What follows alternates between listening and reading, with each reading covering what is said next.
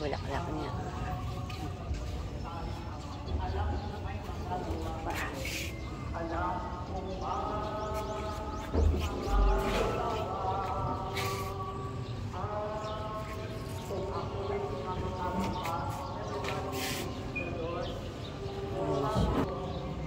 Ito, kita niyo yung bulaklak niya.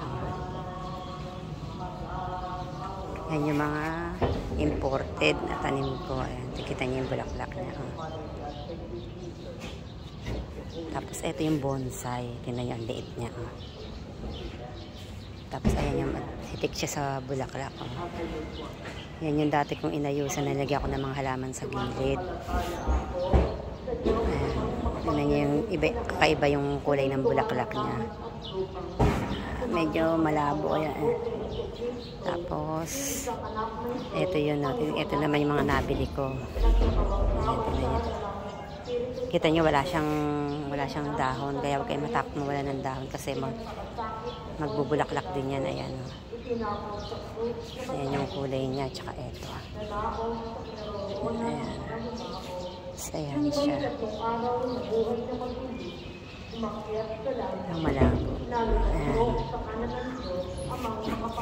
Tapos eto, bubuka pa lang yan. Ito nyo, wala siyang mga dahon, kaya huwag kayo matakot mawala ng dahon yung mga imported dito. Ito na ang ganda. Ayan siya. Tapos ayan. Tapos ito siya. Ganda. Ito. Tapos ito dilaw. Ito, kita nyo yung bulaklak niya. Kakaiba sila. Ito, bumubuka pa lang. Ang dami. Ayan naman siya. Tapos ito yung malaki ko. Ayan. Imported din yan. Nahitik yan sa bulaklak kaya medyo nalantan na. Ayan siya. Ito pa. Nahitik. Ayan. Ayan. Kaya tuwan-tuwa ako sa mga adenium. Kaya gusto ko maparami yung mga adenium. Ito pa siya. Merong misa sa simbahan. Maliliit naman ang ano nito. Yung kita niya, maliit siya. Ito malaki. Ayan. Ito pa yung isa na puti. Ayan. Medyo kasi sinandal ko, medyo tumutumbe. Ayan. Tingnan yung ano. Iba naman ang kulay niya. Ito meron pa ako sa likod. Ang ganda ng pagkadilaw nito. Ito yung pinaka-ID niya. Ayan yung ganda.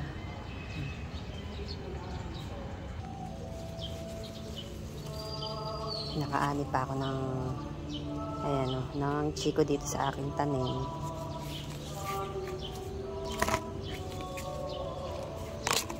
Ayan. Tamis kaya siya. Ayan siya yung mga tanim. Yung mga namulaklak, yung mga wala ng dahon. Pero tingnan yun.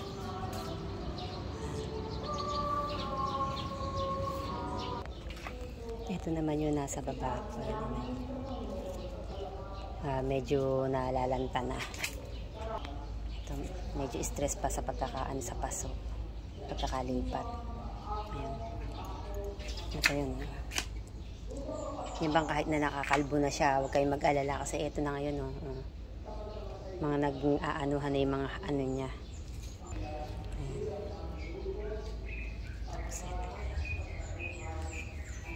ito kita nyo.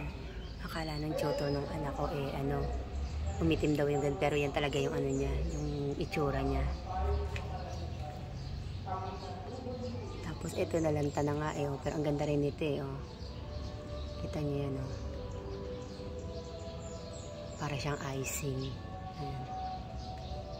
Ganda ng bulaklak niya. Ang ID niya, ito, lip print. Ayan. 3 klase ito yan. Dito yung kaya hindi pa siya na yung mga bulaklak nila. Pero okay lang yan, susupling naman yan. Ayan ang aking mga namulaklak. Ito medyo, ano ba yan, pusa? Ito medyo pa rin to. Yan yan. Tapos ito. Hindi ko yan. Iharap ko nga dito. Yan ang nakakatuwa lang sa adenium. Hindi talaga ako mahilig sa mga bulaklak, pero yung adenium gusto ko yan. Ang ID naman nito, hindi pa yan bubukay eh. Ano pa yan? Ito black red. Ayan. May mga ID siya. Ayan. May mga ID po yan. Oh. Lahat yan may ID. Excuse. Ito, aanhan ko ng bechin para mamulaklak na siya.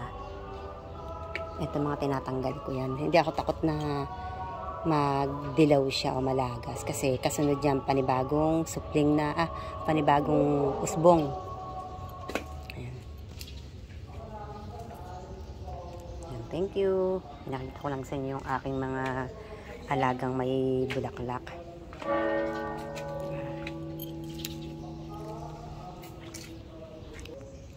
Ayan, tingnan nyo ito. Naglagas na siya, ano na siya, pero may sumusulpot na bulaklak. Tingnan niyo yung mga nalagas ang dahon, nag-uusbong na uli. Eto, kita niyo. Nag-uusbong na rin siya, nagkaano na siya ng bulaklak. Kaya huwag kayo matakot na makalbo. Thank you. Ito pala. Anin ko yung kung ano yung ano doon nilinisan ko. Ayan yung mga imported po ito hindi po ito local.